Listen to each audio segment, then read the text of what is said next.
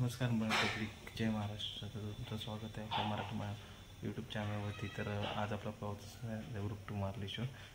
मार्लेश्वरमध्ये जाण्यासाठी काय काय वे आहेत, कसं आपण जाऊ शकतो, तर आज आपल्या या व्हिडिओमध्ये आपल्याला सर्व काही पाहायला मिळेल.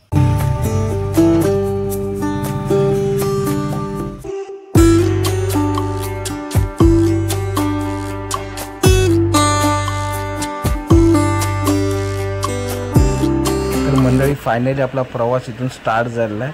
तर देवरुखतून आपल्याला हा मार्लेश्वर थिटा दिसतोय. तर मार्लेश्वर थिटातून तुम्ही लेफ्ट टर्न मारलात तर सीधा हा रोड हा मार्लेश्वरला जातो. देवरुखपासून मार्लेश्वर हे फक्त 17 किलोमीटर आहे. तर आपल्याला साधारणतः 20 ते 25 मिनटं लागणार आहेत मार्लेश्वरला पोहोचण्यासाठी. जर तुम्ही मुंबई किंवा कोल्हापूरच्या दिशेने येत असाल तर तिथून डायरेक्ट बस सेवाही उपलब्ध नाही आहे. तर तुम्हाला सर्वप्रथम देवरुखला यावं लागेल आणि तिथून तुम्हाला बसची व्यवस्था उपलब्ध आहे.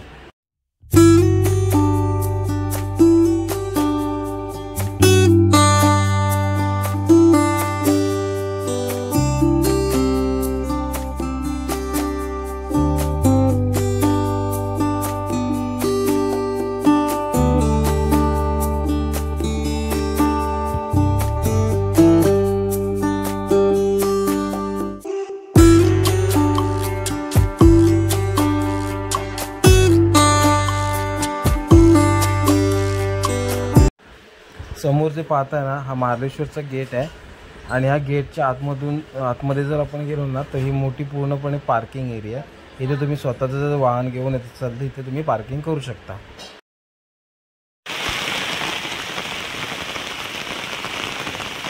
तर मंडळी, जसं जर बाईकवरून उतरलो ना तर वरती स्टेप पायऱ्या चढताना पावसाचं आगमन झालं आहे. हे बघा, छोटे छोटे झरे पण वाहत आहेत.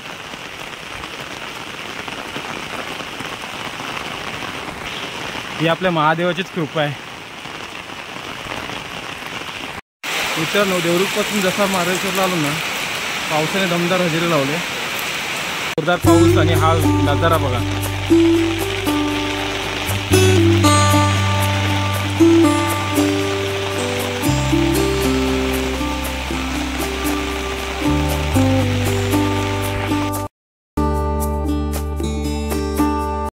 फायनली पोहोचलो मंदिराच्या इथे. मार्लेश्वर हे एक महत्त्वाचे तीर्थक्षेत्र रत्नागिरी जिल्ह्यातल्या संगमेश्वर तालुक्यात स्थापित आहे. येथे एका नैसर्गिक गुहेत भगवान शिवाचे जागृत समजले जाणारे शिवलिंग आहे. जवळच 12 माही वाहणारा धबधबा देखील आपल्याला पाहायला मिळतो.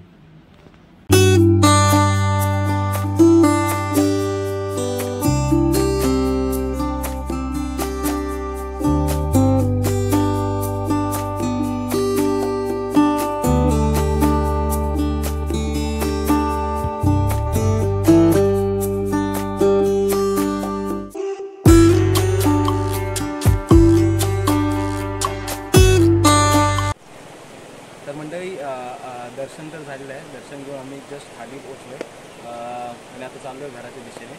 तर तुम्हाला हा व्हिडिओ कसा वाटला, तर चांगला वाटला असेल तर लाईक करा, शेअर करा आणि असेच नवीन व्हिडिओ पाहण्यासाठी चॅनलला सबस्क्राईब करा. धन्यवाद.